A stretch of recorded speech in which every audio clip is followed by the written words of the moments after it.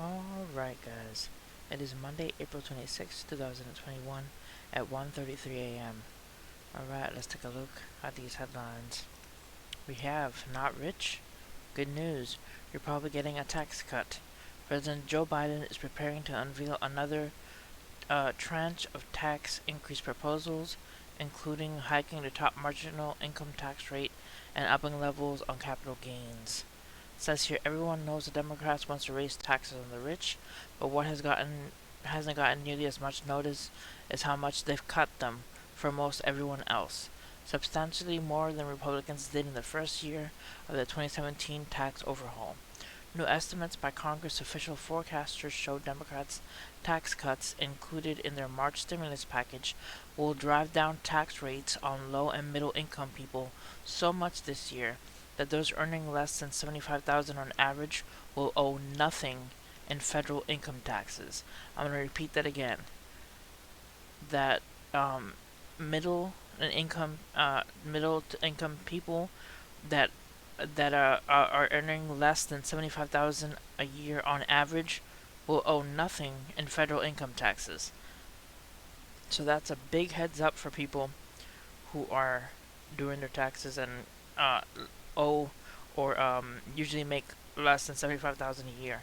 It says those making between $75,000 and $100,000 will pay a scant 1.8% average tax rate this year. The nonpartisan Joint Committee on Taxation predicts that will shift to relieve burden on the wealthy, at least temporarily, with those earning more than $500,000 expected to pay more than two-thirds of all income taxes this year. If it's a flip side to Democrats' campaign to raise taxes on the well-to-do, though that's sometimes overlooked, much of the focus has been on the bid to raise taxes on the wealthy individuals and corporations to help pay for big new spending initiatives. Besides, President Joe Biden is preparing to officially unveil another tranche of tax increase proposals, including hiking the top marginal income tax rate and upping levies on capital gains that would come on top of previous calls to raise the corporate tax rate and require businesses to pay more on their foreign earnings. But Democrats have slashed taxes too, mostly in the form of stimulus checks and tax credits. It was a big hunking tax cut for low and moderate income people, said Howard Glackman, a senior fellow of the Tax Policy Center. It plays against the type that Democrats are not supposed to cut taxes, Democrats are supposed to raise taxes. Their tax cuts are temporary, though Democrats are now pushing to make many of them permanent. Combined with the proposed tax increases that would make the U.S. tax system, already one of the most progressive in the world, even more so. At cost of $492 billion, Democrats' tax cuts are among the largest one-year reductions ever approved by Congress. By comparison, the GOP's 2017 package reduced taxes by $136 billion in the first year. Their $1.5 trillion price tag was the cost over 10 years. The cuts are a big reason why individual income taxes are now projected to plummet this year by one-third to 1.22 trillion from 1.8 trillion. Much of the tax cuts came in the form of stimulus checks, so Democrats are dramatically expanded the child tax credit, beefed up a break for the dependent care expenses, and expanded the earned income tax credit.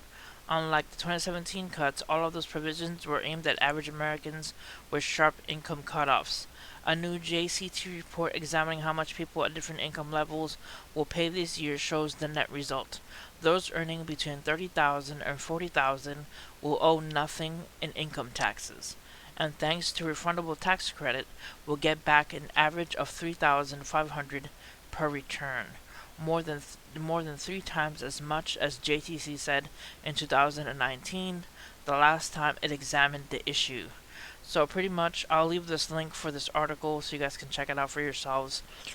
People who make not a lot of money are supposed to be getting a lot back in taxes and will not be getting taxed basically. So let's take a look at the next story. European Union will let vaccinated Americans visit this summer. Official. European Union will let vaccinated Americans visit this summer.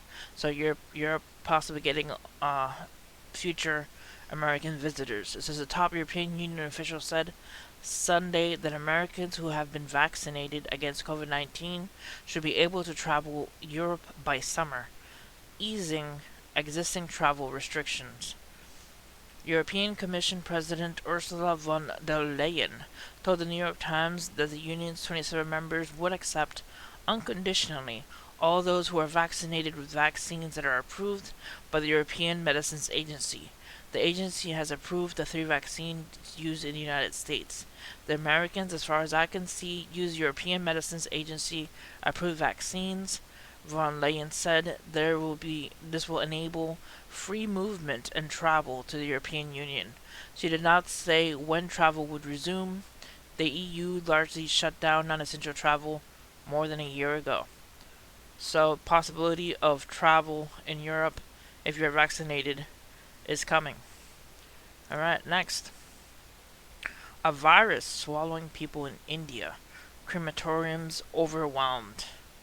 Says New Delhi. With life-saving oxygen in short supply, family members in India... Oh, I got an advertisement. How do I close it? Okay, here we go. Alright. With life-saving oxygen in short supply, family members in India are left on their own to ferry coronavirus patients from hospital to hospital in search of treatment as the country is engulfed in a devastating new surge of infections. Too often, their efforts end in mourning. The stories are told on social media and television footage showing desperate relatives pleading for oxygen outside hospitals or weeping in the streets for loved ones who died waiting for treatment. One woman mourned the death of her younger brother, aged 50.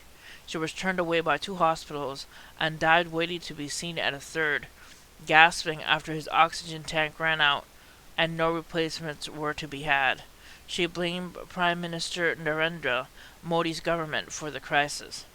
He has lit funeral pyres in every house, she cried, in a video shot by India's weekly magazine The Caravan. For the 4th straight day, India on Sunday set a global daily record for new coronavirus infections, spurred by an insidious new variant that emerged here. The surge has undermined the government's premature claims of victory over the pandemic. The 349,691 confirmed infections over the past day brought India's total to more than 16.9 million cases. Behind on the United States, the health ministry reported another 2,767 deaths in the past 24 hours, pushing India's fatalities to 192,311. Experts say this toll could be a huge undercount. Suspected cases are not included, and many COVID-19 deaths are being attributed to underlying conditions.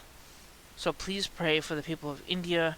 They're mourning and having to deal with this whole crisis of no oxygen and all these treatments not being reached, people not reaching their treatments because they're not being accepted into the hospitals.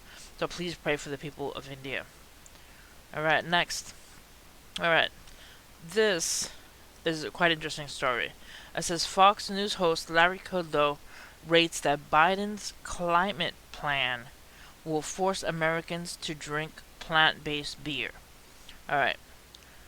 I'm not sure if he's 100% accurate on that, but it says here, former Trump economic advisor Larry Kudlow raged against the idea of plant-based beer.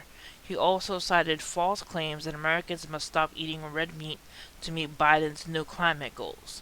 And that's where it hit me. I was like, whoa, wait a second, I've heard this before. That Biden is supposedly planning to cut red meat eating in the United States. I was like, where did I hear this? Bam. I heard this from Ice Age Farmer. It says, what will be required to meet Joe's green targets?